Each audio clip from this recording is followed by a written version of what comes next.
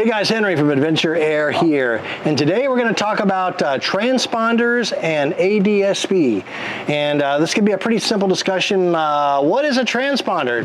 What do those things do? Most aircraft have to have transponders, and when do you have to have a transponder? Basically what a transponder is, it's a device in the aircraft that sends out a signal that lets everybody know where you are, mostly for the controllers. Okay, so there's a signal coming out, and depending on what mode the transponder is in, it'll report your altitude to the tower. It'll also report your position and speed as well. And so there's three different modes of a transponder: mode A, mode C, and mode S that we use. The most advanced is mode S, but mode A is the simple one. Most people require a mode C transponder if you're within 30 nautical miles of a Class Bravo airspace, or if you're around Class Charlie airspace. And so you have to have a transponder. Other than that, if you're out in the sticks or whatever, you don't necessarily have to have a transponder. The transponder is great. There's a code that you put in the transponder, a 4-number code. Generally, if you're flying regular VFR out there, just visual flight rules, good weather flying, you put your transponder in squawk code 1200. 1200 means you're flying VFR and it's good weather conditions. So when a tower guy looks at his radar, he'll see a bunch of 1200s flying around his radar screen, and those are all usually VFR traffic. Now sometimes the controller will ask you to ident. He'll say, gyro such and such, ident. So on your transponder, there's a little ident button. When you hit that button that says ident, what happens is on the radar's guy's screen, all these little 1200s, all of a sudden you hit ident, yours glows really bright. It goes boop, so he can pick you out of a crowd. So if the controller is looking at a group of like 5 guys and they're all saying 1200, and he wants to pick you out, he'll say ident. You hit the button, and on his radar screen, you get very bright, and he says, I see you, which one you are. Good job. They will give you a discrete code, meaning a separate code instead of 1200 if they ever want to separate you and know exactly who you are. Let's say you called flight following and you wanted to get them to track you as you flew across California or something.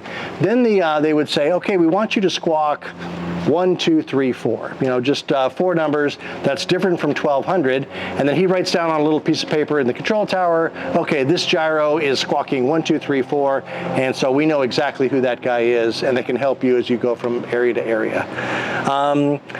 Okay, so that is a transponder. It sends out a signal, lets everybody know where you're at.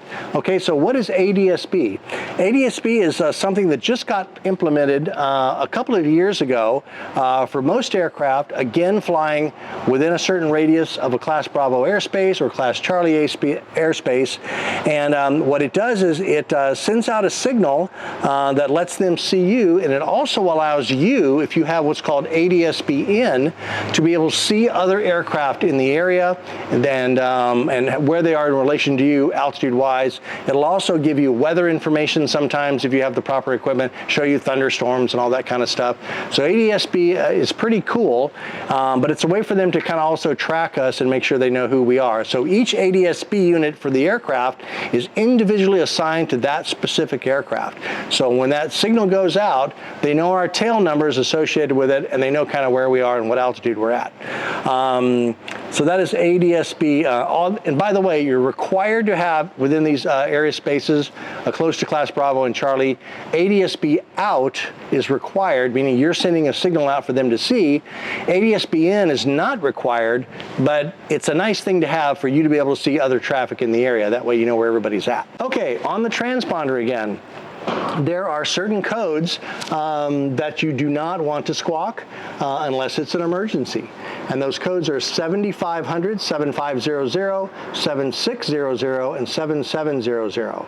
So what do they mean? 7500, it means hijack. It means you're being hijacked. And so if you squawk 7500 and the tower's not going to say anything to you, they're probably going to scramble an F-16 up to come next to you and say, hey, what's up, buddy? So don't squawk 7500 unless you're being hijacked.